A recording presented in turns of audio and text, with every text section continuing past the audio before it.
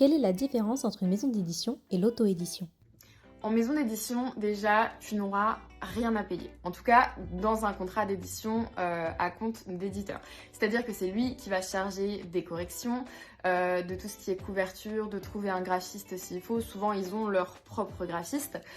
Et au niveau des corrections, ensuite, tu travailles avec ton éditrice, tout ça. Tu es vraiment accompagné de A à Z jusqu'à l'édition de ton roman. En ce qui concerne l'auto-édition, c'est l'auteur qui va prendre en charge toutes les étapes d'édition de A à Z, donc de l'écriture à la distribution, et c'est également lui qui prend en charge les frais d'édition.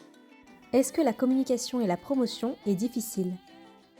Pour la question de la communication, honnêtement, moi je trouve que oui, c'est compliqué parce que même en maison d'édition, oui, ils vont faire de la pub les premières semaines de vie, entre guillemets, du roman quand il sort, mais au bout d'un moment, justement, ils vont faire de la communication pour d'autres sorties, ce qui est tout à fait normal, et donc dans ces cas-là, c'est à nous de reprendre. Et entre TikTok, Instagram, tout ça, je trouve ça dur de se montrer créatif, de pas refaire encore et encore les mêmes posts, donc ça demande quand même pas mal d'énergie. La promotion et la communication, c'est assez compliqué pour l'auteur auto-édité puisqu'il doit déjà trouver sa communauté. En fait, il doit construire une communauté, trouver son lectorat et faire en fait tout le travail de promotion et de communication lui-même. Donc tout ce qui est réseaux sociaux, parce que tout passe par les réseaux sociaux maintenant. C'est à lui de le faire, créer son site, tout ce qui pourrait intéresser le lecteur en fait. Comment se passe la distribution? Alors au niveau de la distribution, il faut savoir que en maison d'édition, l'auteur n'a rien à faire. C'est-à-dire que pour la présence en librairie, alors il faut savoir que toutes les maisons d'édition ne sont pas présentes en librairie, il y en a certaines qui sont que sur Amazon ou alors qu'en commande. Mais en tout cas, c'est jamais l'auteur qui gère ça, c'est vraiment la maison d'édition qui gère tout ce qui est stock, qui est impression. Vraiment, il n'y a absolument rien à faire là-dessus. Pour la distribution, c'est un peu complexe. Enfin, en fait, ça dépend de quelle plateforme vous êtes pour vous auto-éditer. Par exemple, moi, je suis avec Amazon KDP, donc je suis vendue sur Amazon, ce qui est quand même un point fort. Mais maintenant, je ne suis pas à Cultura, je ne suis pas à la Fnac, je ne suis pas dans les librairies non plus. Et si vraiment je veux l'être, il faut que j'aille les démarcher. Et ça, c'est un peu complexe parce que voilà, il faut prendre ses petites jambes, aller leur parler. Et parfois, prendre des refus, ça fait un peu mal. Est-ce qu'on peut choisir à 100% notre couverture? Pour la couverture, la réponse est malheureusement non. On n'a pas le droit de choisir à 100% la couverture. Dans certaines maisons d'édition, on a notre mot à dire, on peut faire un brief assez rapide ou style un tableau Pinterest pour donner un peu l'esprit qu'on veut. Mais l'éditeur a son mot à dire là-dedans parce que c'est quand même du commerce. Il y a certaines couvertures qui se vendent pas très bien, donc c'est aussi un enjeu de vente en fait. Donc on peut pas toujours avoir le dernier mot, et je sais qu'il y a certaines maisons d'édition aussi qui justement se donnent le dernier mot. Moi je pense que c'est l'une des choses que je préfère dans l'auto-édition, c'est qu'on a quand même ce sentiment d'être un peu plus libre et de faire les choix qu'on veut, donc pour la couverture, et ça pour moi c'était vraiment, il n'y avait pas le choix en fait. Et vu que je suis auteur hybride, donc j'ai été en maison d'édition et je suis en auto-édition également, enfin maintenant mon contrat en maison d'édition est terminé, mais en maison d'édition j'avais pas mon mot à dire sur la couverture, et donc après ça dépend de la maison d'édition comme l'a dit Eugénie, mais donc pour moi c'était vraiment important que j'ai le choix de faire la couverture que je souhaite pour mon roman, et c'est le cas, donc du coup voilà, je suis très très contente d'avoir carte blanche pour ça. Comment ça se passe avec la correction? Au niveau des corrections, en maison d'édition, on a un accompagnement qui est assez complet, je trouve. On va déjà avoir... alors parfois, on a un gros retour général qui soulève tous les points à approfondir, à modifier. Et on le fait de notre côté un peu comme une réécriture dirigée. D'autres fois, on va directement avoir des commentaires ciblés dans le texte et ça fait un genre de ping-pong avec l'éditeur. C'est-à-dire qu'on répond aux commentaires en faisant les corrections, on renvoie, lui nous renvoie en disant ok c'est bon ou ok c'est pas bon, il manque ça. On continue ainsi de suite.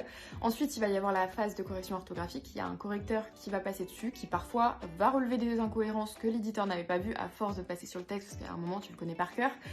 Et ensuite, il va y avoir toute la phase de maquette, où ça va être mis en page. Toi, tu vas relire pour valider ton bon à tirer, etc. La correction dans l'auto-édition, pour moi, c'est primordial, c'est essentiel, et il faut être corrigé en fait. Il faut que notre roman soit corrigé parce que déjà qu'on a du mal qu'on nous prend pas trop au sérieux.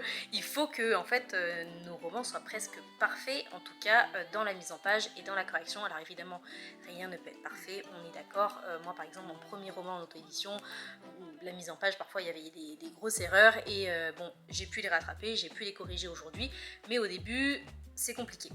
Et donc pour la correction, moi j'ai fait appel à une correctrice parce que je ne me sentais pas capable de me relire, de me corriger moi-même. Il y a des auteurs qui le font, mais ils sont certainement beaucoup plus qualifiés que moi. Moi en tout cas je ne le suis pas.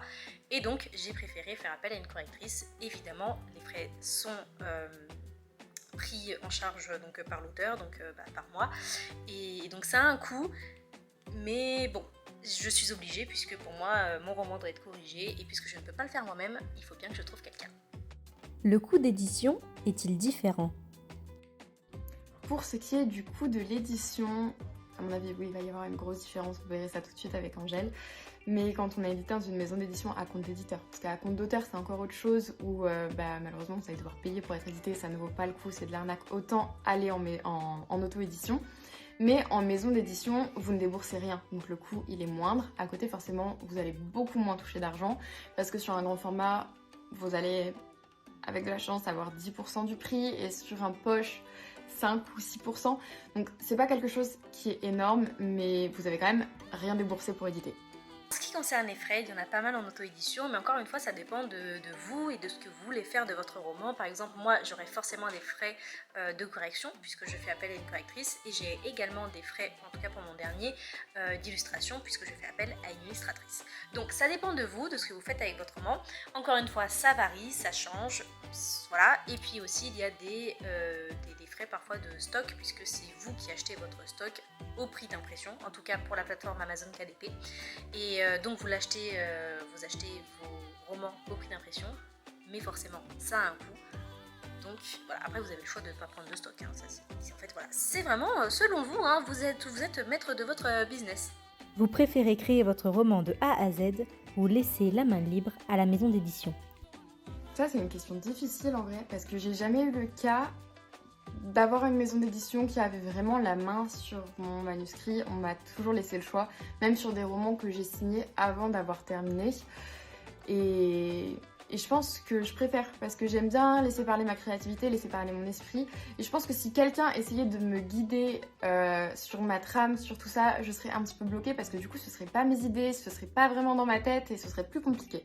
Pour avoir testé les deux, donc la maison d'édition et l'auto-édition, il y a du bon dans les deux, mais je préfère quand même l'auto-édition parce qu'on est beaucoup plus libre. Enfin, en tout cas, moi j'ai ce sentiment d'être beaucoup plus libre. Après, peut-être qu'il y en a qui vont dire pas du tout la même chose, ça dépend de tout le monde, encore une fois.